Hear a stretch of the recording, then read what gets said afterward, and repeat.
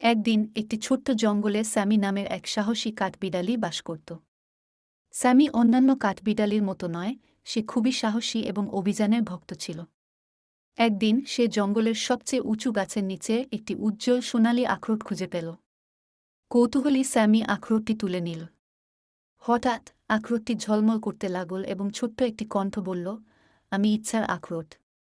তুমি একটি ইচ্ছে করতে পার। স্যামি গভীরভাবে চিন্তা করল।